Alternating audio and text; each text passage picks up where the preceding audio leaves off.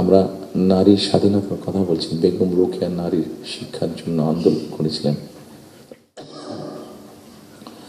মরহুমা বেগম খালেদা জিয়া নারীদের শিক্ষার ব্যাপারটা নিশ্চিত করেছিলেন।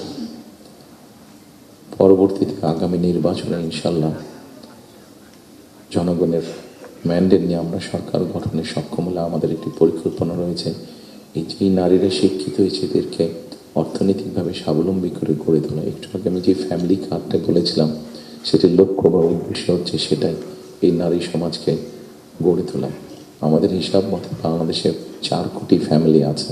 আমরা যদি পরিবার হিসাবে ভাগ করি, এবারে যে একটি পরিবারে 5 জন করে সদস্য ধরা হয়েছে।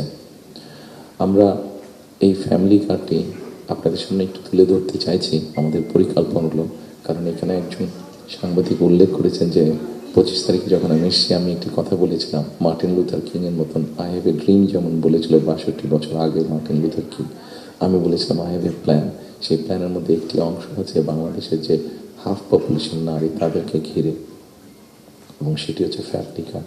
ফ্যামিলি কার্ডের মাধ্যমে ইটস নট যে একটা ফ্যামিলি কার্ড যে নারী পাবে সেটি সে সারা জীবন পাবে।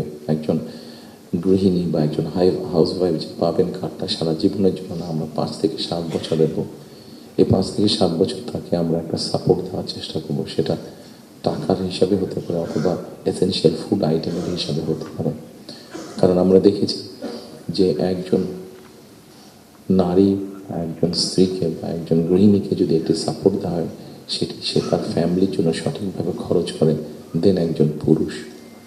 এবং আমরা রিসার্চ দেখেছি যে যদি 5 থেকে 7 বছর দেওয়া যায় তাহলে সে যেই অর্থটা তার হাতে জমা হয় সে মূলত 3টি কাজে খরচ করে।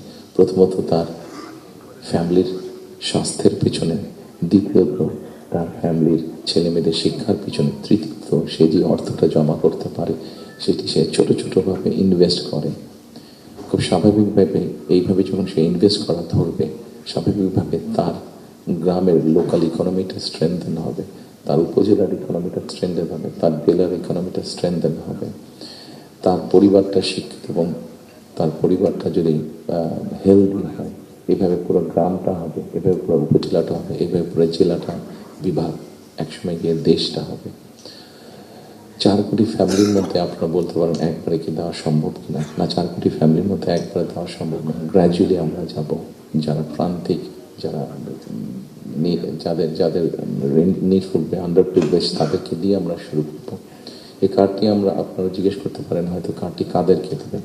আমরা কার্ডটি জেনারেল রেখেছি, ইউনিভার্সাল রেখেছি, কারণ আমরা অতীতে দেখেছি বিভিন্ন সময় বিভিন্ন সোশ্যাল সেফটি নেটওয়ার্কের আওতায় যাদেরকে নিয়ে আসা বিভিন্ন ক্যাটাগরি করা হয় এবং সেখানে কারাপশন দেখা দেয়। সেই জন্য আমরা এটি জেনারেল রেখেছি। এটি একজন গ্রামের কৃষকের স্ত্রী যেমন পাবে, ইমাম সাহেবের স্ত্রী যেমন পাবে, প্রাইমারি স্কুলের শিক্ষকের স্ত্রী যেমন পাবেন, ঠিক একইভাবে ডিসি সাহেবের স্ত্রীও পাবেন, এসপি সাহেবের স্ত্রীও পাবেন। তবে আমরা দৃঢ়ভাবে বিশ্বাস করি ডিসি সাহেবের স্ত্রী বা এসপি সাহেবের স্ত্রী নিশ্চয়ই ওনারা নেবেন না, কারণ ওনাদের ওটি প্রয়োজন হবে না।